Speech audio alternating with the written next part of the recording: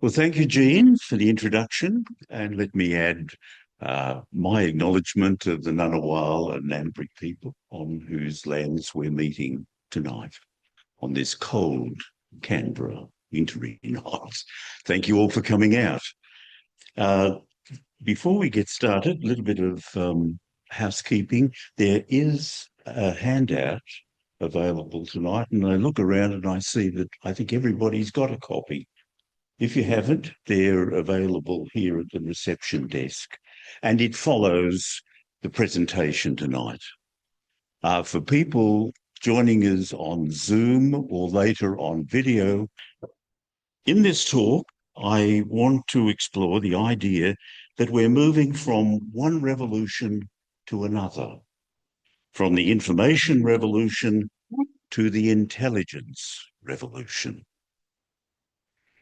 An intelligence revolution is a civilisational transition in which machines no longer merely store, transmit, or process information, but begin to generate analysis, decisions, designs, strategies, and discoveries at a scale and a speed beyond ordinary human capacity.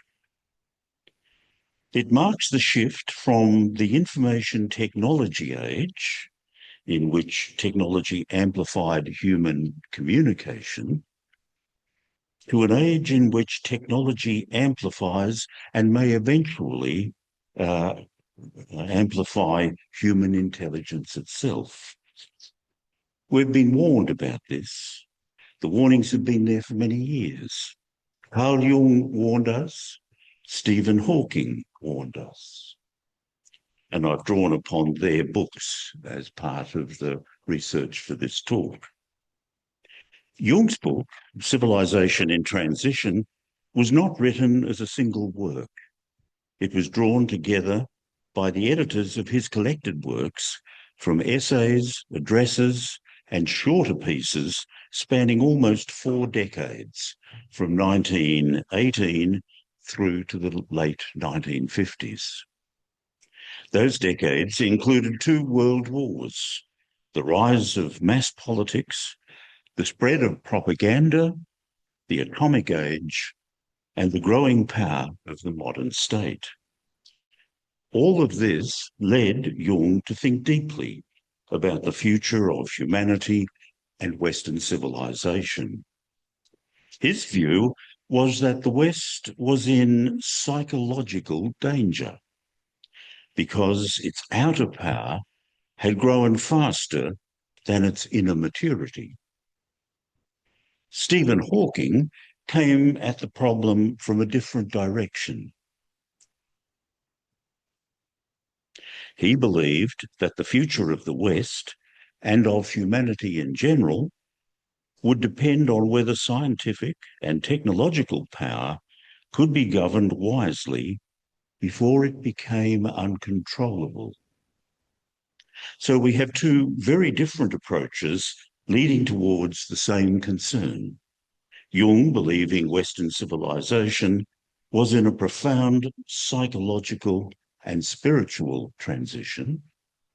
Hawking believing humanity was also in a transition, but he framed it scientifically and technologically rather than psychologically.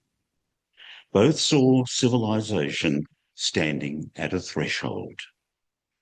I am suggesting that this threshold leads us into the intelligence revolution. Jung believed that civilizations, sorry, I'll learn how to drive this.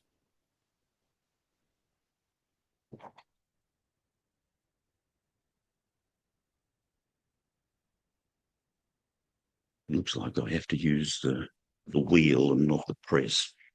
Jung believed that civilizations in transition get psychologically fragile long before they get politically fragile. Confidence collapses long before institutions do. Trust fails long before economics do.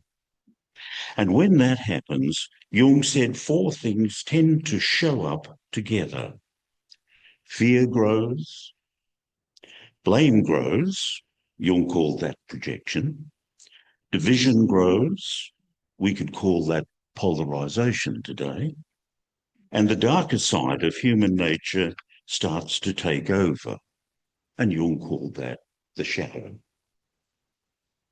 Let's stay with the shadow for a moment, because it sits right at the centre of Jung's warning. The idea of a shadow means that whatever we refuse to admit about ourselves does not just disappear. It goes looking for somewhere else to land. Usually that somewhere else is other people. Jung's point was that this is not just true of individuals, but it's true of whole cultures. A society that prides itself on how rational it is will have a shadow stuffed full of irrational impulses. A society that prides itself on its progress will have a shadow full of its own capacity for barbarism. History provides us with many examples. Take Germany. For example, in the early 1900s, by almost any measure, it was one of the most educated, most cultured nations on earth. It gave the world Goethe, Beethoven, Kant, and Einstein. And within a single generation, that same nation turned on its own citizens.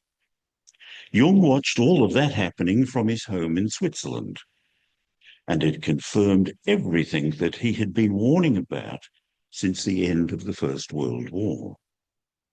Of course, none of this was unique to Germany, or to that decade, according to Jung. In his book, The Undiscovered Self, he argued these are features of the human psyche under stress. They're not just a German problem. They're not even a 1930s problem. They're a human problem.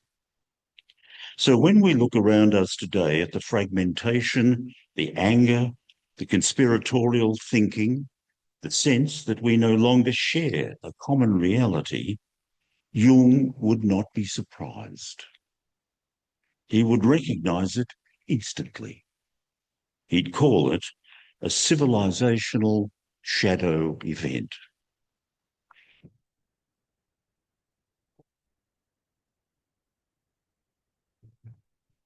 Hawking pointed to a cluster of threats he thought could unravel civilization and lead it into a transition. Climate change, nuclear conflict, pandemics, and artificial intelligence all developing faster than we can manage them. But here's the thing. He could see technology growing. He could see our capabilities growing, the complexity of our lives growing, and most of all, he could see the consequences of our mistakes growing. Hawking was not simply predicting disaster. He acknowledged that there was the possibility that we could destroy ourselves, but he preferred to see this as the necessity for a transition to a time when humanity becomes wise enough to manage the powers it's creating.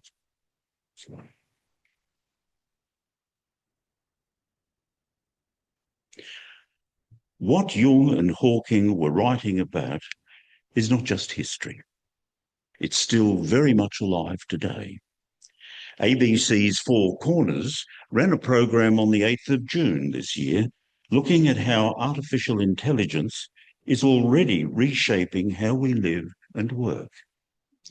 AI is being sold to us as the technology that could cure disease, lift productivity, and solve some of our biggest problems.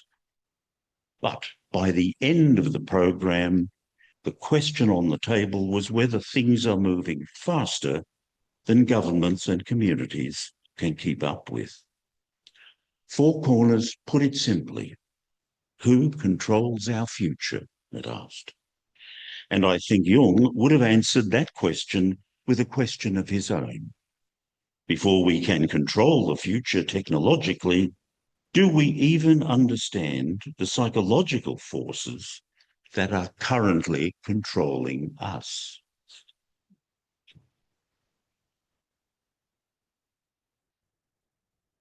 The Pope has now waded into this conversation directly also. On the 25th of May this year, he issued his first encyclical, Magnificat Humanitas, and devoted it entirely to protecting human dignity in the age of artificial intelligence. His argument is that AI puts human dignity, human work, and human responsibility to a new kind of test. And notice this is the same theme running through Jung and Hawking's work. The question of whether our wisdom, our ethics, and our understanding of ourselves can keep up with the powers we're creating. That's the issue. The Pope's framing is that AI has to serve humanity, not diminish it, and irreversible decisions should never be handed over entirely to a machine. That last point is striking because it puts the ethical weight exactly where Jung would have it put: on human responsibility, on human consciousness.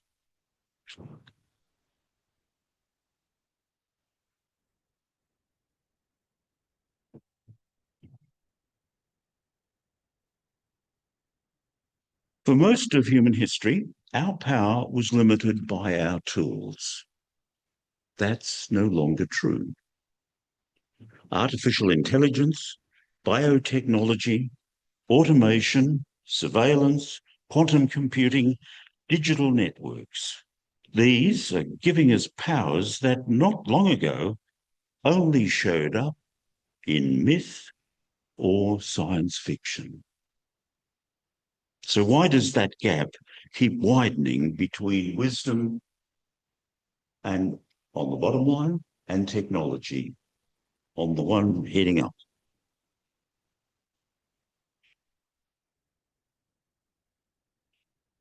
The answer to the gap is this: it's because technology compounds, one development accelerating or intensifying another. Each advance in technology building straight on top of the last one, and the curve bends upwards and faster each time. Human nature doesn't work like that. There is fear, pride, greed, rivalry, projection, denial, tribalism, and hunger for control. That flattens the curve, the bottom one.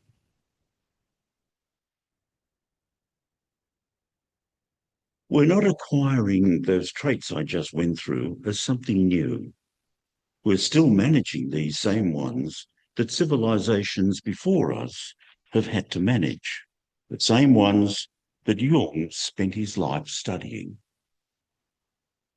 And that is the actual danger. It's not in technology. It is that one of these curves is exponential and the other one is not. Hence the gap. So why does this matter right now? Working in different directions. Because revolutions stopped being theoretical a while ago. The signs of a revolution are with us now. Trust is weakening. Institutions feel less stable than they used to. Public debate is getting more fragmented, more reactive, and easier to manipulate. And technology keeps getting further ahead of us. These are not separate, unrelated problems. They are symptoms of the exponential gap that we looked at in the last slide. They're the visible signs of change in the air.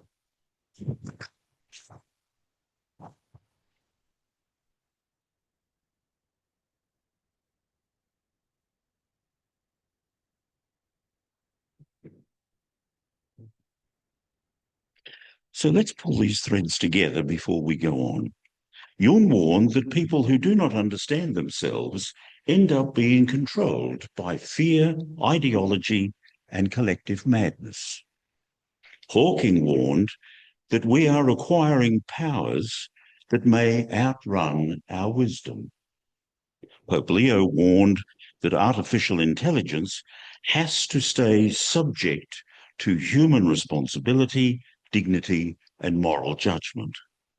Three completely different viewpoints, but each independently coming to the same conclusion. A conclusion that asks whether human wisdom can keep pace with human ingenuity.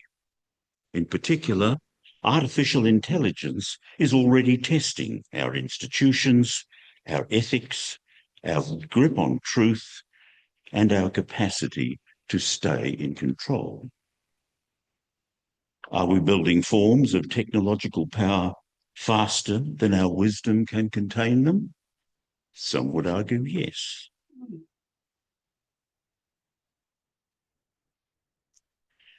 Civilizations survive through adaptation.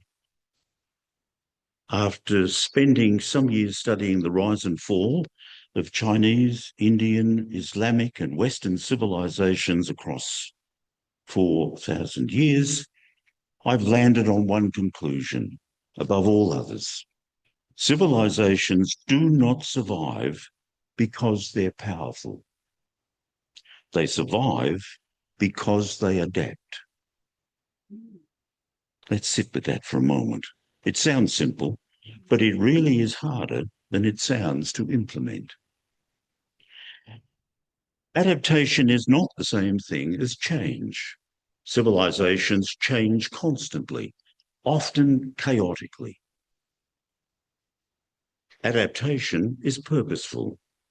It's a response to a real, recognised challenge, and above all, it requires the ability to see what is actually happening, not what we wish were happening. That is a psychological skill before it is a political or technological one. This is where Jung comes back into our story. One of the things the shadow does, one of its defining moves, is to distort perception. When a civilization is in the grip of its own shadow, it gets very hard to see threats clearly. It projects its anxieties outward, it blames, it oversimplifies, and then it retreats into certainty as a kind of armour against complexity. Alternatively, adaptation asks for the opposite. The capacity to sit with complexity, to admit what we do not know, and to act anyway with whatever judgment we can muster. You can get to see the same test playing out right now on a smaller scale. Global supply chains are being rebuilt after one shock after another. Energy, transport, geopolitics, and pandemic disruption. Even individual careers are going through the same thing. Once we thought a career for life with one employer. That's not so today. Things are changing. Both of these examples are shadow tests. The issue is, can we adapt with clear eyes, or do we retreat into certainty and blame instead? The ones who adapt will endure. The ones who cannot will not. Let me give you another example. The Republic of Venice. For the best part of 1,000 years, From the 17th to the 18th century, it was never the most powerful state in Europe. No great army, sitting on a lagoon with no natural resources worth mentioning. What it had was an unusual knack for changing how it traded, how it governed itself, who it allied with, decade after decade, as the world shifted around it. Empires with far more military muscle, the Byzantine Empire, for example, collapsed in a fraction of that time. Venice outlasted most of them, not because it was strong, but because it kept adapting.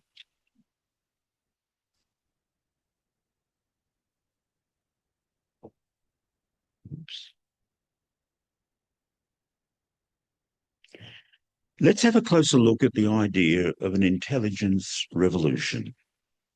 Every major revolution in history has multiplied something. The agricultural revolution multiplied food. The industrial revolution multiplied production. The digital revolution multiplied information. Artificial intelligence might multiply something with a much greater impact on decision-making, on prediction, on persuasion, even on creativity. So the real question becomes, what kind of civilization does AI multiply? If AI lives up to even part of its promise, my guess is it multiplies thought itself. Which means that this is not really part of a technological revolution. It's an intelligence revolution. It's about how knowledge gets created, how judgment gets exercised, and who holds power and responsibility when it does. Think about it. Reasoning, judgment, creativity, and the ability to learn. We've always treated them as human capacities. But if a machine can match them or beat us at them, we will be asking a question that no civilization before ours has had to answer. The question, what exactly is the human contribution? Jung spent his life arguing that we will not find the answer in technology.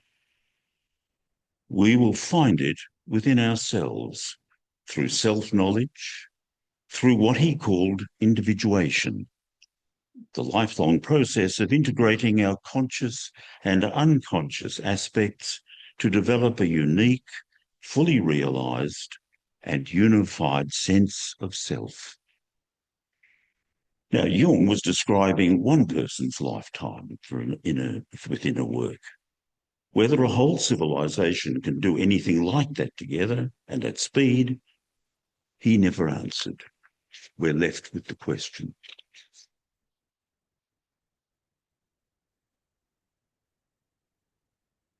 Let's look at one of the enablers of this intelligence revolution, quantum AI. Quantum AI is fundamentally different from the AI we have at the moment. It taps into the strange, almost counterintuitive properties of the subatomic world, superposition, entanglement, and interference. And it processes with these the complexity in a way that ordinary computers simply never match. The global players like IBM and Google are pouring enormous resources into this race. Whether quantum systems can give AI a genuine, immediate boost is still an open question. What is not open to debate is the sheer volume of money and ambition driving it forwards. This isn't to say that quantum AI will rule the world. Rather, we're about to see a radical expansion of what is humanly possible. We're entering an era when human-machine cooperation, unlike anything in our history, problem-solving at a speed and complexity that leaves our biological brains and current computing far behind. We're looking at a period of co-intelligence, an era where human judgment and intuition combine with machine capacities to compute, predict, and analyse on an extraordinary scale. It means quantum AI could finally match the staggering non-linear complexity of reality itself.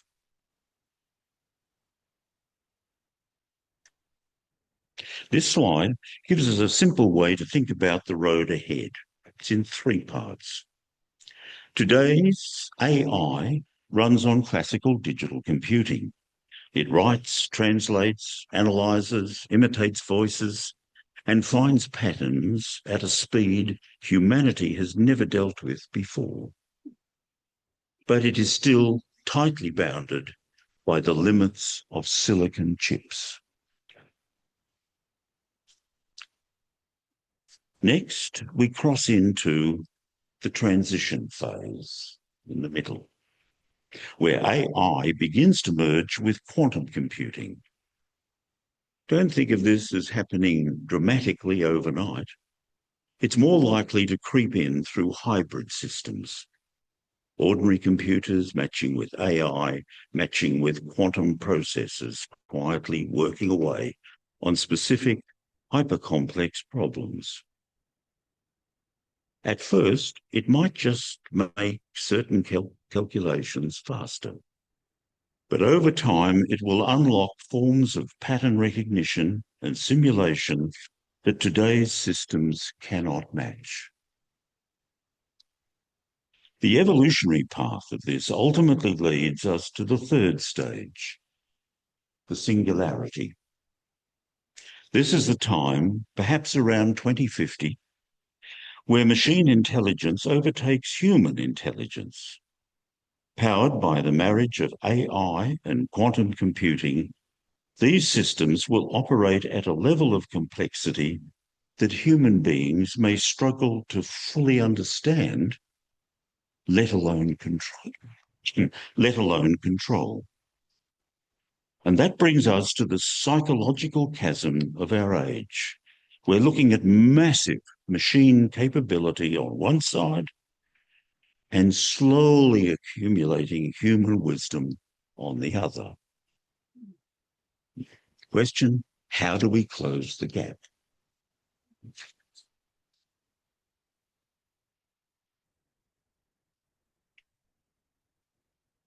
That gap between capability and wisdom isn't a technological problem.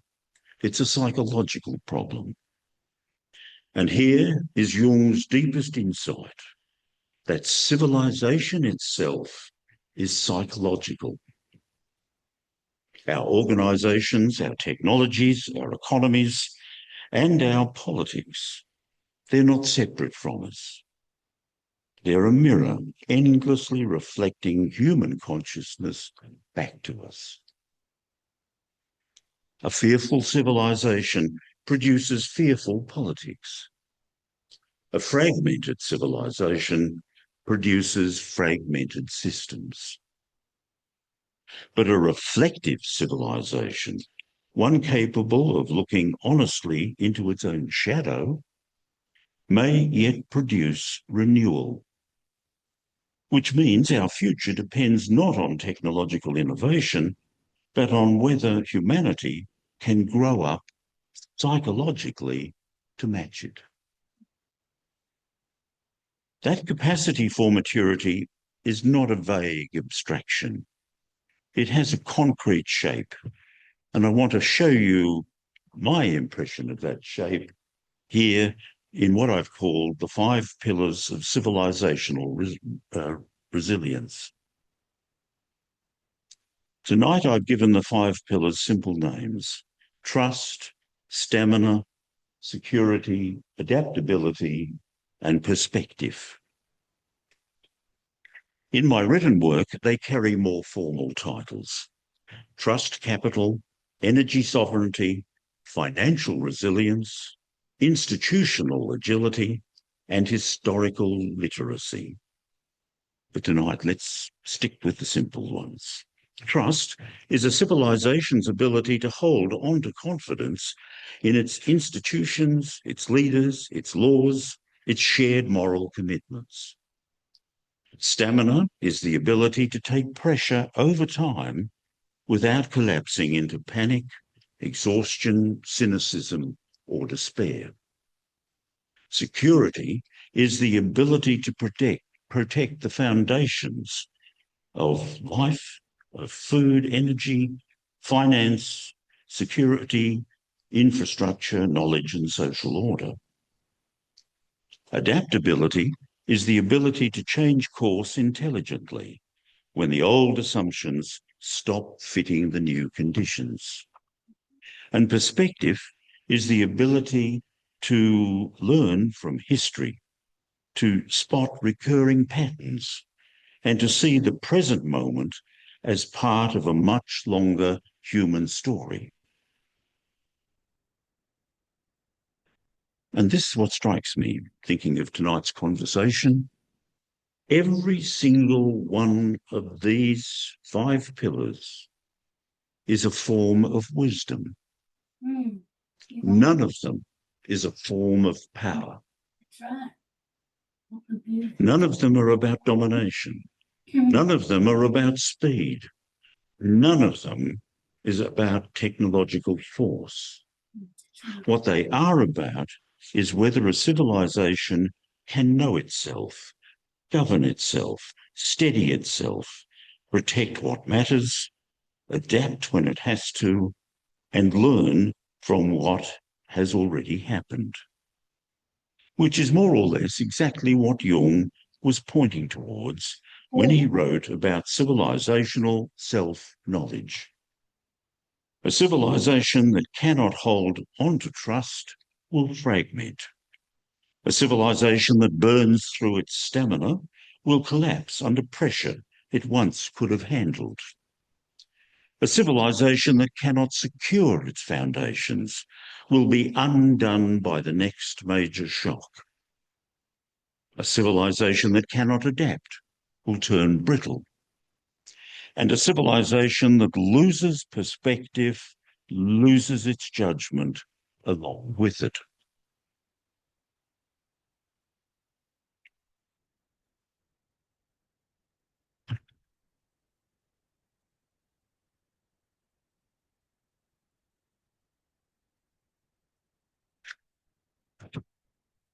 I'm sure that went backwards.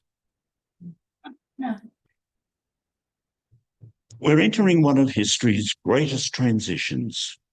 Every civilization eventually reaches the moment when its capabilities begin to outrun its judgment. What makes our moment unique is the sheer velocity at which this transition is arriving.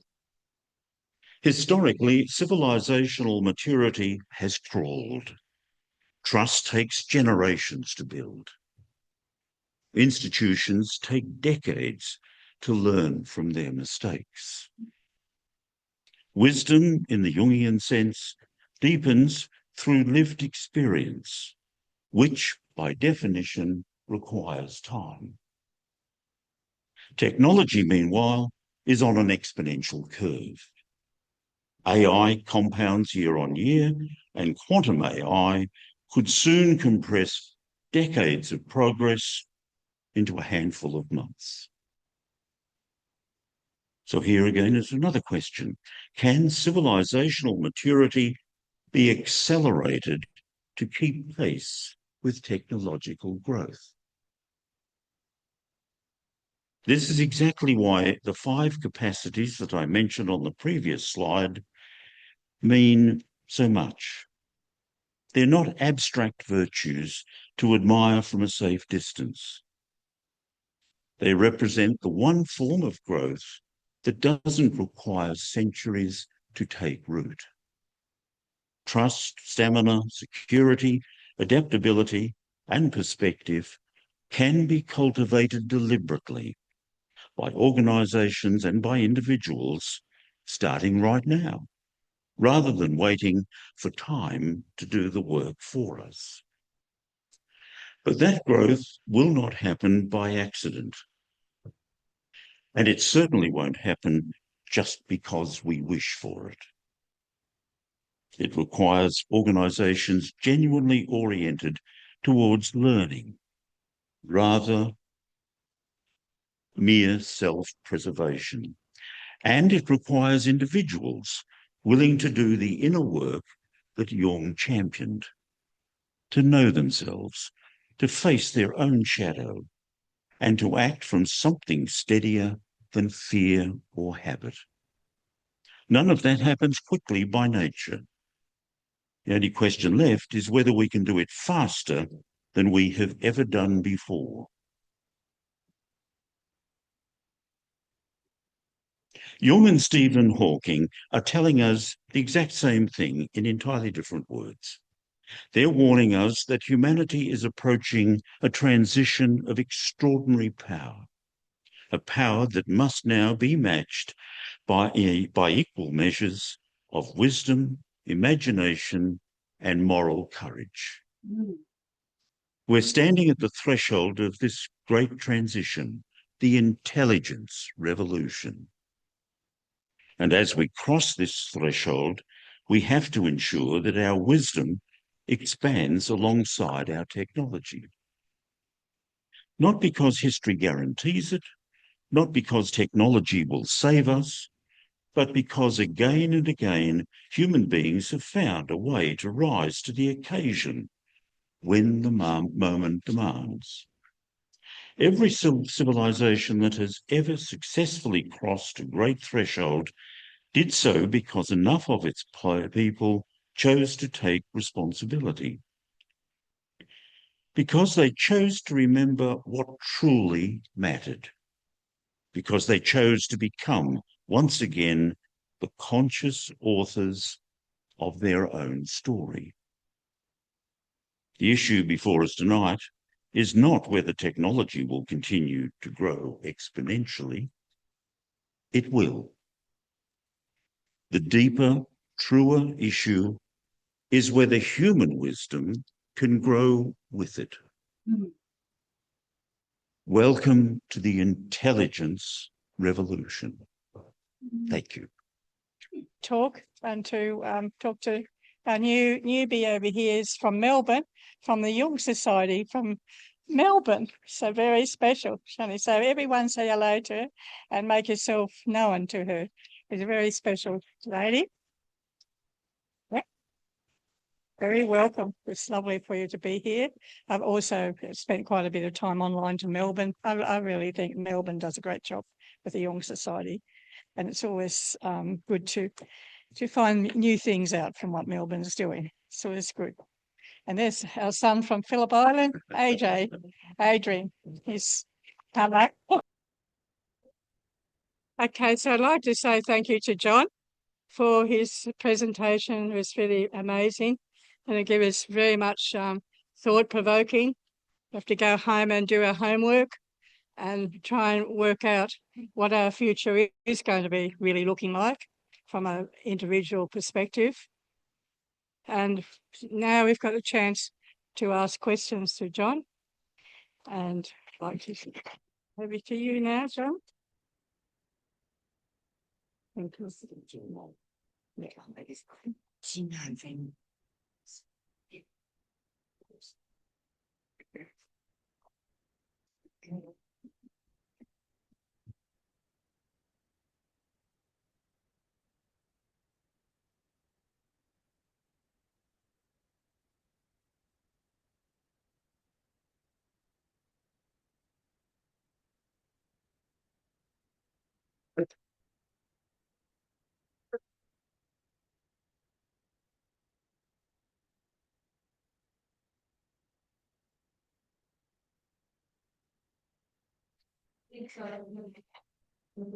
Who's going to speak? No, I did ask it how much it was. This one's for the room and that one's for the Zoom. The room and the Zoom. Can you hear that? Not yet, John. Not yet. You guys can hear me, I take it, yes. If you can't hear that. Yeah, you need to use one. First, you need to get John that you're right. Take this You need to use both of them. You need to. Yeah. You need to, so give him, he's going to ask the question. John, can you take the other mic? You need both microphones. Because this one is for the room and that's. No, this John. Oh, okay. That job. Oh, both. Yeah. John. Yeah. Can you hear this? I think you're on now, yes, John. Yeah. It's just talking about the wisdom of us with some of our current leaders. I don't see much wisdom there. And if they set the trend, then that's a bit of a dire future. Couldn't we just have a great workshop, John, on current leaders around the world who fit Jung's model of the good and the bad? Yes, and the current situation that America represents on the world scene, let alone the psychological scene and so on. Yeah, I refrain tonight from getting too deep into that because people have different opinions and you don't want to use a public platform like this. I know you're not talking about the leaders, the general population as to, and the general wisdom that will come from. We could tear Mr. Trump apart tomorrow. Or Sunday. Privately. Robbie.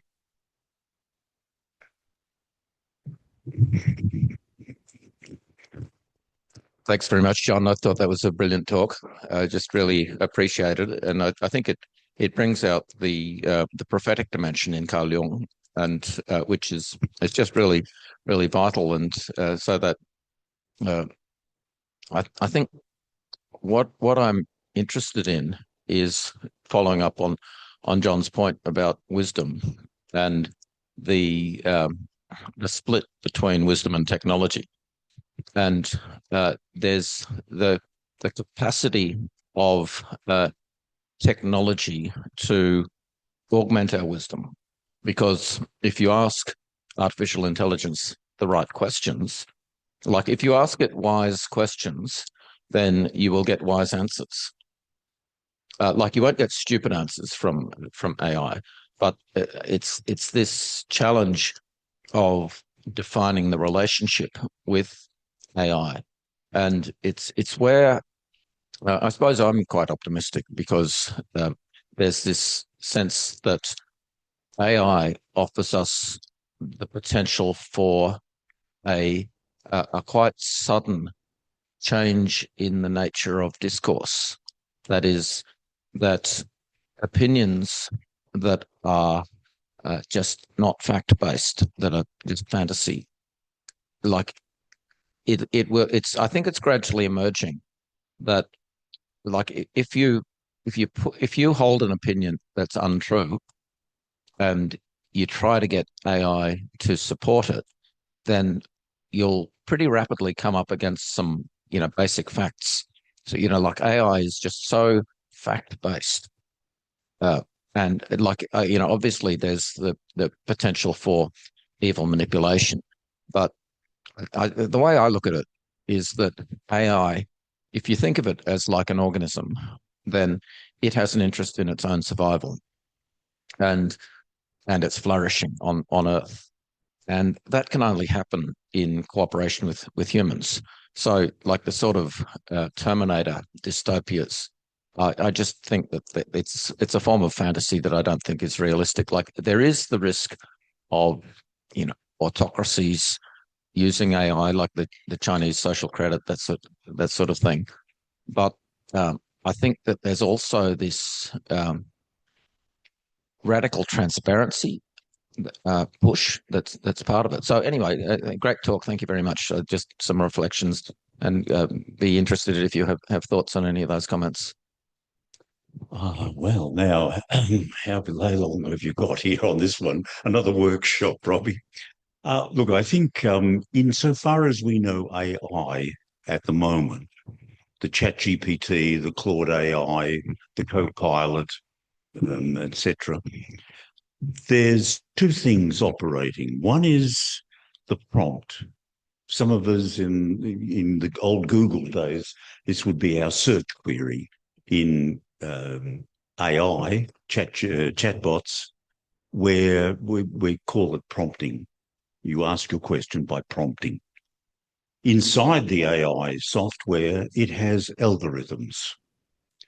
And you match those two together, and you can come up with almost any answers you want, because the algorithm will start to watch what you're asking it and the words you use to ask it.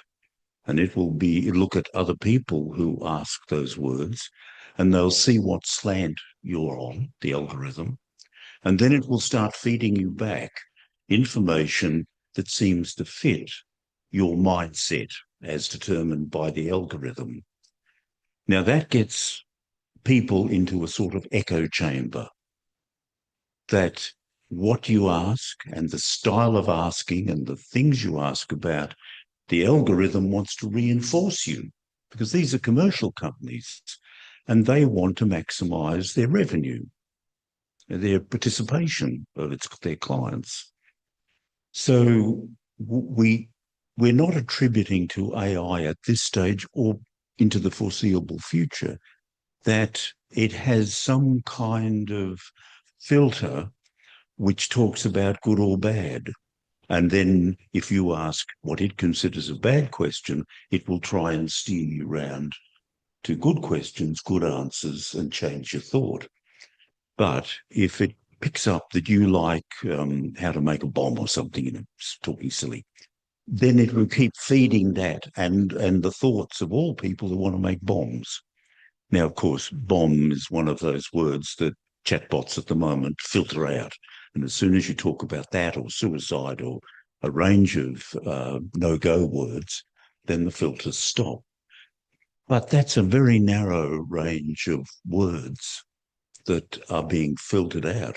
The rest is open wide. And you can see what's going on now with children and the under 16 and the AI companies and the row they're having with governments around the world, our own, the filtering out people under 16 from using their databases. Well, again, they want to earn money, so the first operative for them is to ensure they keep their audience and multiply it and get it into a feedback loop and do whatever they can to keep you on their software. You're going to ask that? Well, I think you're exaggerating the bubble problem, the echo chamber issue, because, like, say I believe the universe is less than 10,000 years old, and I want to write a convincing book to justify that belief. So I plug it into AI and I say, this is my hypothesis, and I think it's true. Like AI, the real AIs will just say, no, sorry, that's not right. You'll just come up against a real barrier. And like I'm using AI for climate change debate, and because the AI has been fed with all of the peer-reviewed literature of the world, it measures anything I say or any question that I have against all of the peer-reviewed literature of the world. And, so like I've got some areas where I challenge so I'm able to have a constructive debate with it. But this idea that I can just, wander off into my own parallel universe and have, and that there's, this motive of the AI companies for commercial reasons to support me in my fantasy world. I just think I think that's been exaggerated.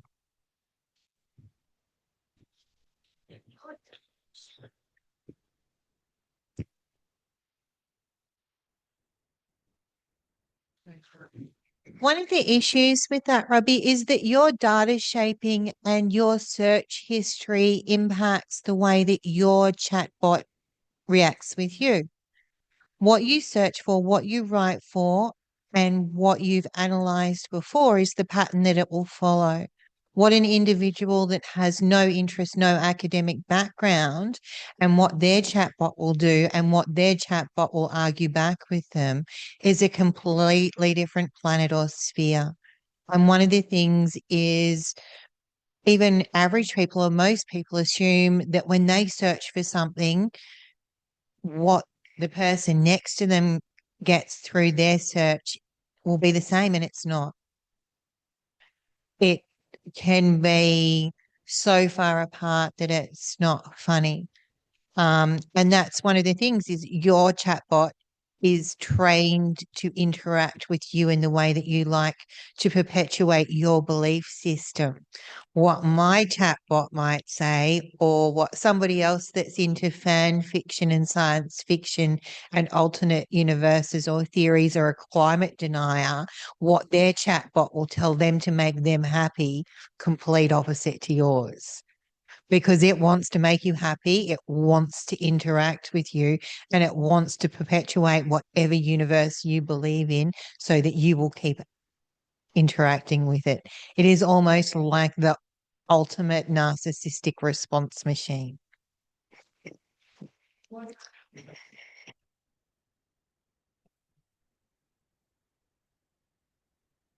It's another chatbot co-pilot. Which is that one? Both are.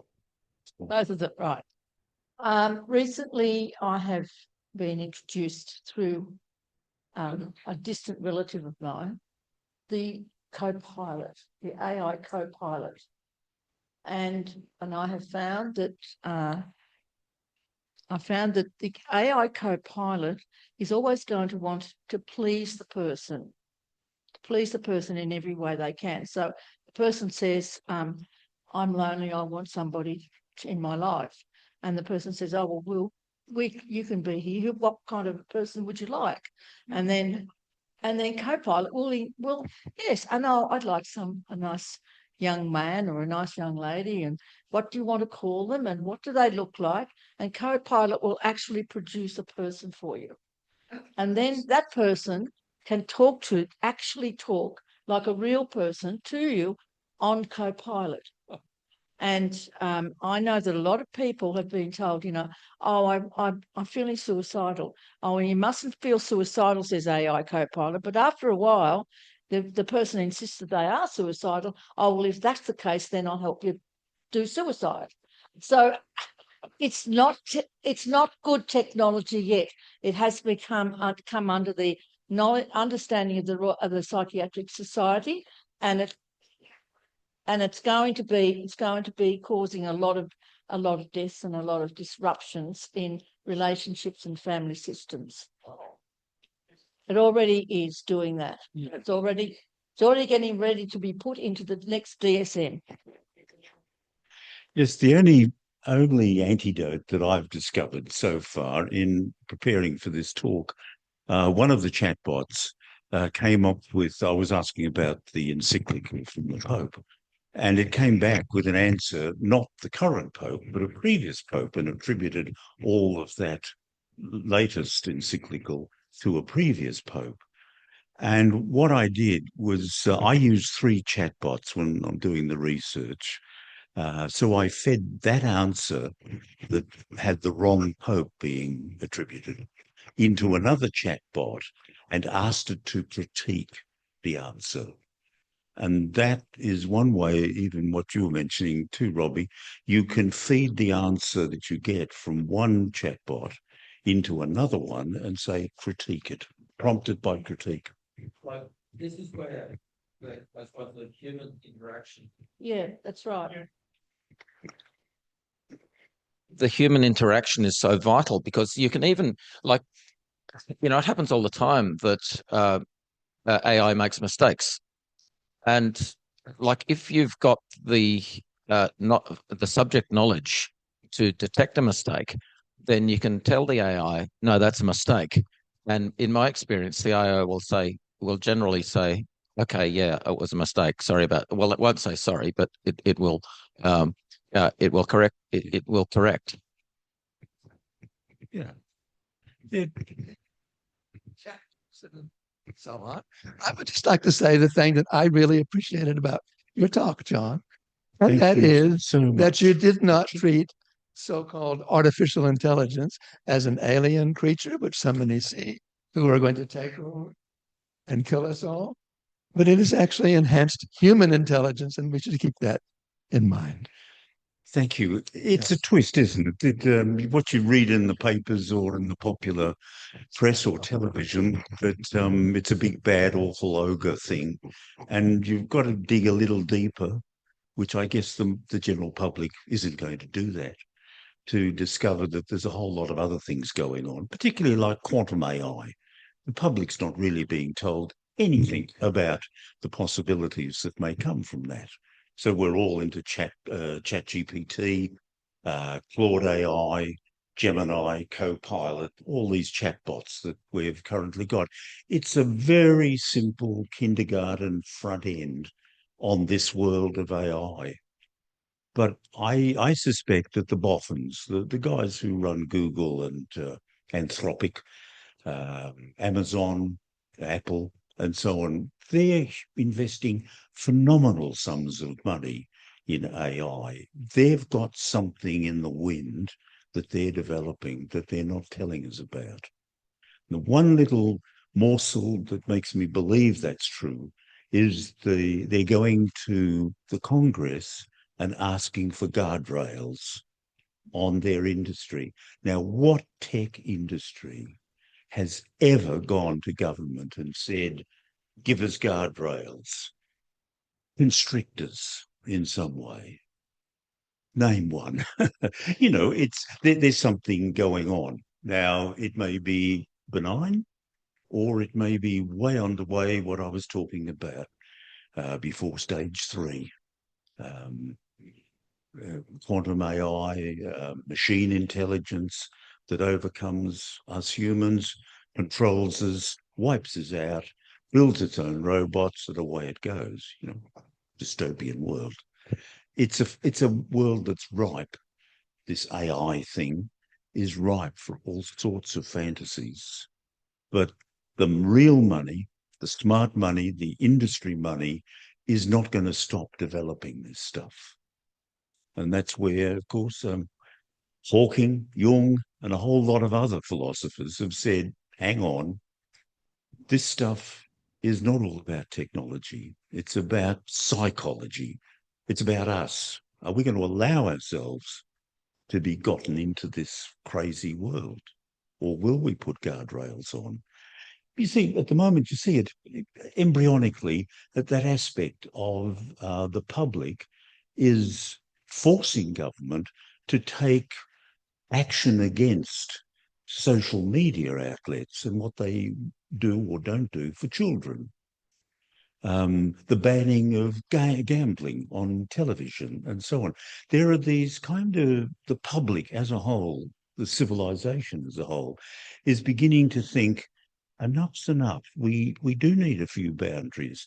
It's not curtailing expression, freedom, still freedom of expression, but there are some things that a civilization, a community, a nation needs to take to just steady down. All technology isn't necessarily good technology at that moment in the way it's going to be applied. And even if you have people applying the technology with the best interests of humanity as a whole, there's always someone else who's going to go the evil streak and use all that technology for bad. It may be gangsters or whatever's. It may be another country, geopolitical balancing, who may get hold of stuff. and use it for all sorts of purposes that is against us. Use it in warfare and so on, strategies like that. I might just ask a question if that's all right. Yeah, I find with the Jungian thing, I don't know much about it, but basically, I think the thing that keeps running through is personal responsibility. The role of individuation as a aspiration to strive towards, and so on. And I think, yeah, you're right. The psychology, that the concept of individuation and evolution is the response that we need to pursue to counter the technology, and that what we have access to are tools. With the right consciousness, we can kind of use to empower ourselves to achieve great things. But the key concept is, I guess, the creative intelligence or the consciousness that we are able to achieve within ourselves, within our communities, and within our culture and society. So it comes back to that question of personal responsibility leading to individuation, which can influence democracy, ecology. AI will accelerate that evolution. I guess the discussion is about how, I guess, we can sort of accelerate that process of individuation in a way that I guess is more intentional. And we could sort of create, because you talked about before about, I guess we're at a crossroads where we can specifically and deliberately create the future we want, or we can lapse into default mode, which is basically like just go wherever society and culture happens to take us on a merry old journey into oblivion. So, being at that crossroads, I suppose. Yeah, I guess, how can we intentionally create the future that we want to see, I suppose. So, yeah. Thank you so much, Adrian, for drawing me into that minefield. I feared somebody would get me into this.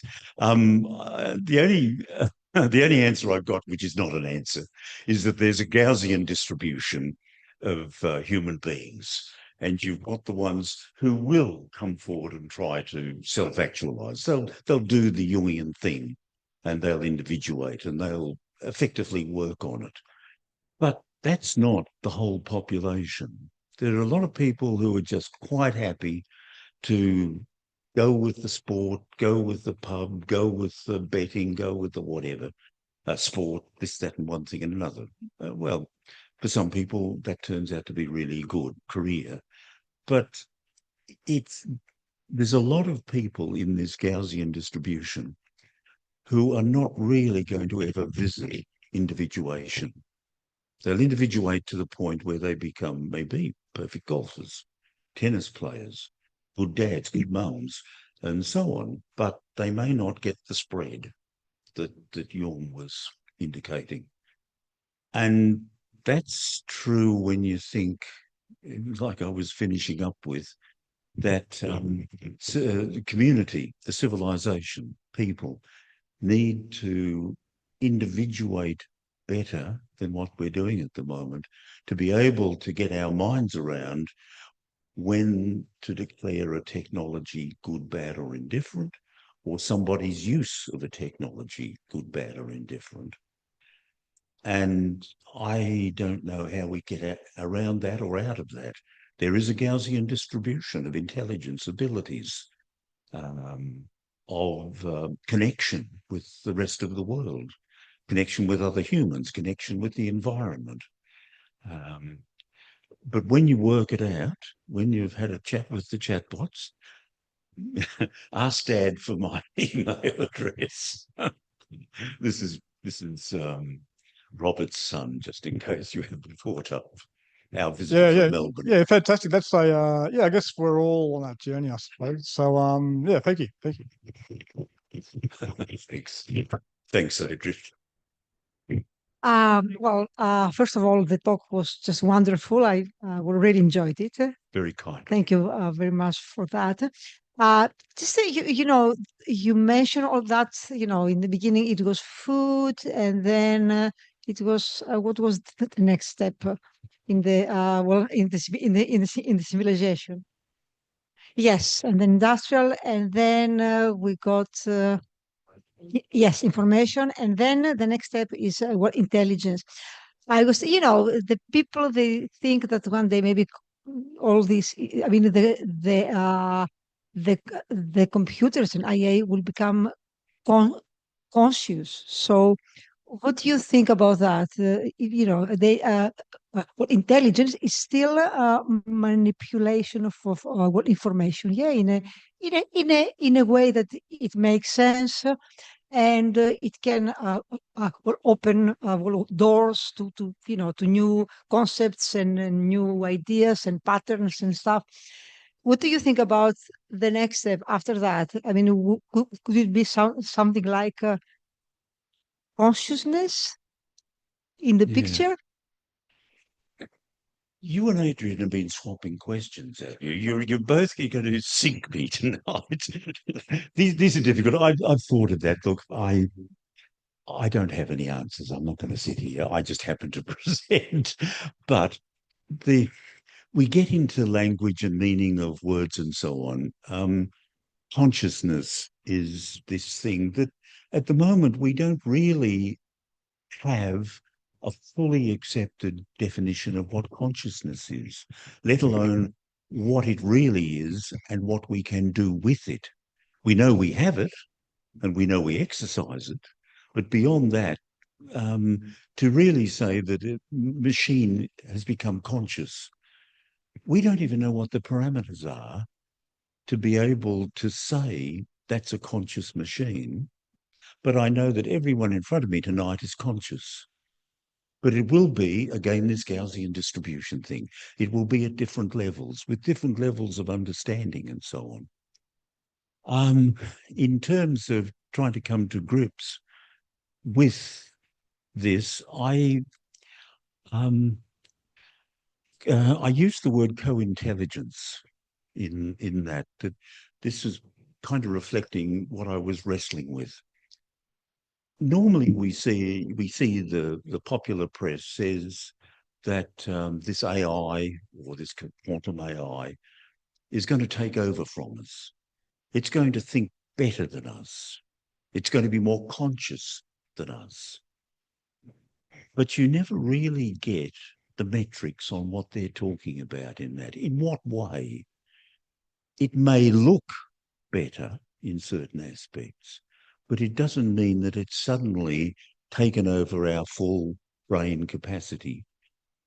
I mentioned that the machinery does things faster than we do. It can access more information than we can. Can't go to every library in the world. We can't read every book in the world, but they have access. AI, the chatbots have access, even what we have today. So I've sort of settled down on co-intelligence because I'm not seeing that we're being told that the machines are going to be more intelligent than us. They may be able to control warfare and let bombs off or send rockets off, or, but that's a set of technical parameters. They've been programmed. There's an algorithm. They may have dreamt up the algorithm, but they haven't thought, should I do this? They'll work out, I can do this. But they're, as far as I know, correct me, they're not going to ask, could I? Not At least yet. as I see it at the moment. Yeah, and I guess with all this, the technology, everything is. I mean, the main parameter is speed. Yeah, and everything is fast, and well, human, well, wisdom and consciousness. I don't know whatever it's called. It's based on a very different, Yes. field. Let's say, which is much slower actually. Yeah. Let's see. Yeah, and that's the help that we get at the moment. I mean, I use chatbots, as I've confessed tonight, and so on. I couldn't do the research. I'm not connected to a university library or a good public library that has all sorts of things. And even if I was, I couldn't read all the books. I might be able to use their databases, but who wants to use Google? in this day and age when you can prompt a chatbot and get a good answer. And if you want a few paragraphs about it, there they are. Google, old-fashioned technology, gives you references, which you then have to go and look up. You then have to read. You then have to analyse. You then have to spend time writing it up, analysing it, etc. I think at the moment it's a wizard world for just being able to ask a chatbot. I'm thinking about this issue, like the Pope example. I want a little bit about the encyclical and what was in it, the one I mentioned, and so on. I could look that up. I could read the encyclical if I wanted to, but I got 2 paragraphs out of one of the chatbots. I use 3 just in case they're not hallucinating along the way. And then I got one that actually told me that it wasn't the current Pope, but it was a previous one. And, you know yourself that that's wrong, but I'm being human at that point. But you can, if you then give different chatbots the same question, you can get at the answer. So back to your question, look, it's one of these questions, like Adrian's question, that bedevils this whole thing for people who want to think about it. On the surface, it's all easy. The computers are getting better and better, and they're going to churn out this, and we're going to be so much better, and we won't have to work because the computers and the robots will do it all. And like Finland, we'll all have a basic wage, and the productivity will be left to the machinery, all being AI'd or whatever. Well, I'm not sure that I'm going to live that long to actually see that. I'm not even sure about 2050, to be honest. I'm getting a bit close to it. There's a few years left, but, I think about the generations to follow, and I don't think that how can I say? I don't see that we have a death wish, no matter what's coming out of America at the moment and all that kind of stuff. There's kind of in humanity, in the way Western civilization works, Chinese civilization, Indian civilization. I'm not too sure about the Russians at the moment, but the Russian people most certainly would join us all and say, we want a future. We want it to be better than today. We want it better for our kids than we've got it. And we want to use whatever tools are available, be it information technology ones, be it better food, better medicine, better, and so on. That's how we're sort of hardwired to want that. And I think I just stick with that, if you'll let me get away with that answer. Thanks. So, John, will you accept a dumb question now? I don't know what a Gaussian distribution is. A Gaussian distribution? Gaussian. Bell-shaped curve. Oh, it's just like a normal One curve. standard deviation, 2 standard deviations. That's what they call it now. Great intelligence in the middle. We slip off as we go down. Yeah, I understand. I know what a normal curve is. Oh, so yeah, normal curve. But thank you. Not a silly question either. How many else will want it? There's Any a other few of people us. want to ask that? See, there you are. You're in company. Thank you very much. It was a fascinating talk, and I was very curious to know where you were going with it and where you would land. So definitely landed at a spot that left us open to lots of discussion. So thank you. Thank you so much. So I know I've got children who are in that sort of Gen Z area, and what I find very interesting about this is that they're very skeptical about AI, and Young and Gen Alpha, I'm told, are pretty skeptical as well. They can see all sorts of things that could develop through AI that will deeply impact their own futures, and they don't like what they see or what they imagine. And so on one level, I've been quite heartened by that on the human level. At the same time, I'm curious to know what you or others might think about if we are to continue on the path of wisdom, how we might consider bringing our young ones along with us, and or taking into account this ever expanding, and it would appear inevitable, technological behemoth. As they say on ABC TV, thank you very much for your question. You guys are swapping these. You're really digging me in deep holes here. Look, I would answer you. Oh, sorry.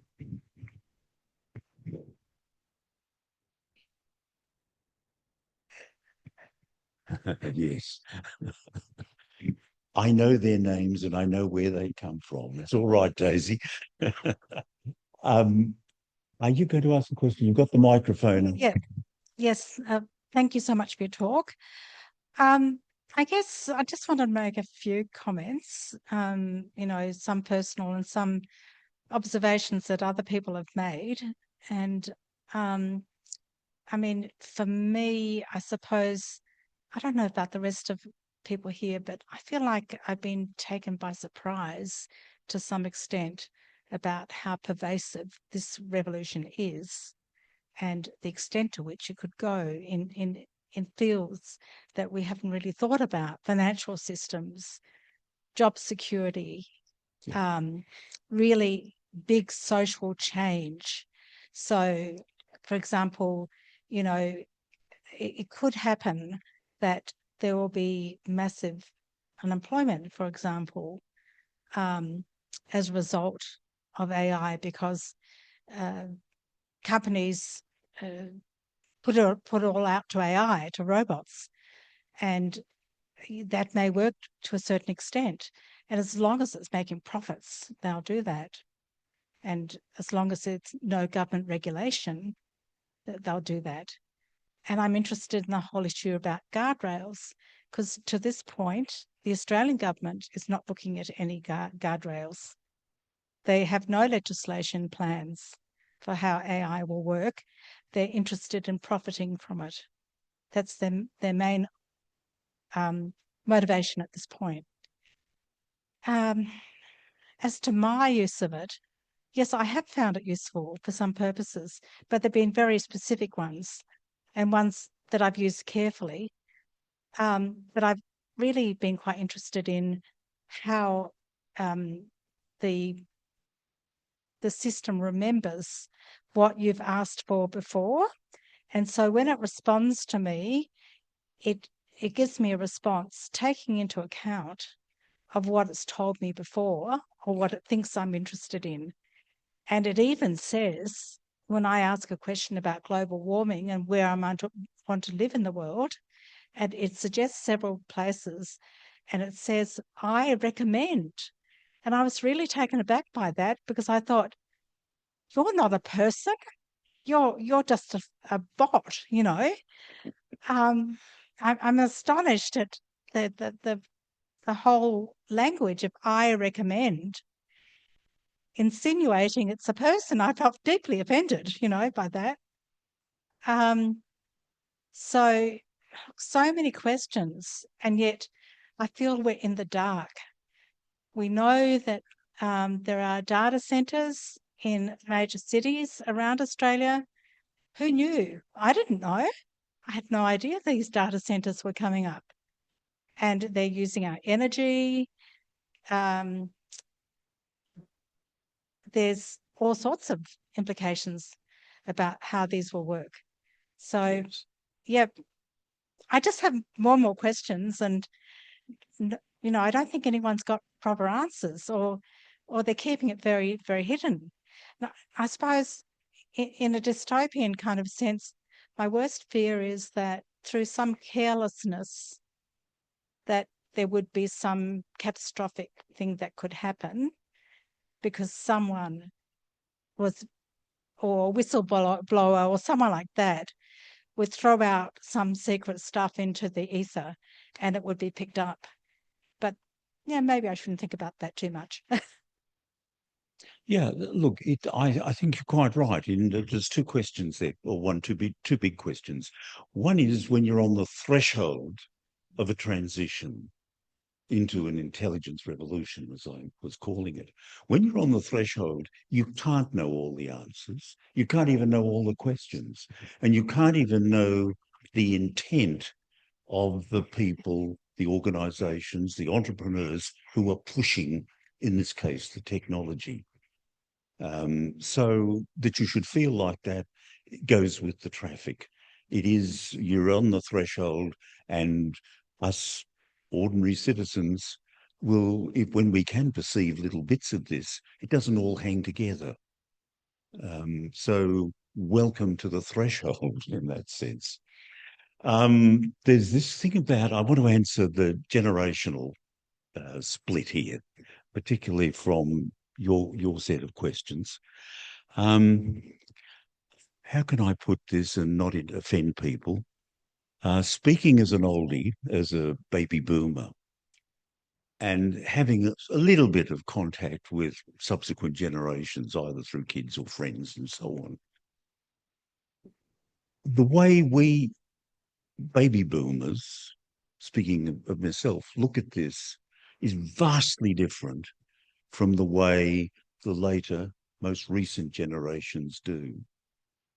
I come from a time when the ban the bomb movement was going to the atomic bomb was going to annihilate the world, and we had these ban the bomb marches in Australia, in UK particularly. That was the biggest annihilation threat in our day. It was well written. There was the atomic clock came into being, the one that measures how many seconds to midnight before, you got it, before we blow ourselves up. That still sits in me. Somehow or other, I remember it. Older folks here remember it. And we were conditioned that annihilation meant bombs, explosions, detonations, all that kind of thing. Subsequent generations, let's say, the last, 50 years, generations of that ilk, they didn't grow up with that. That's a matter for the history books. They are growing up with other things, climate change. The school kids, only a matter of years back, were in the streets protesting about climate change and the lack of. The COP25, 26 ones, the 26 that ended in Glasgow, had a lot of young people saying, it's our planet, we're growing up in it, get your dirty paws off all this heat-producing stuff. Ban the fossil fuels. That was their world. They also grew up with man walking on the moon. For me, that was a distant past, and I got all excited about the Apollo missions long before we get to walk on the moon. So again, my attitude is different. And younger friends who, I'm thinking one now, 20, their attitude to even the technology, the computing, and some of the mobile phones, chatbots, and so on, I find that they're very discriminatory as to what they want to do and how they want to do it. Not every young person gets discriminatory about it. They know how to petition their day.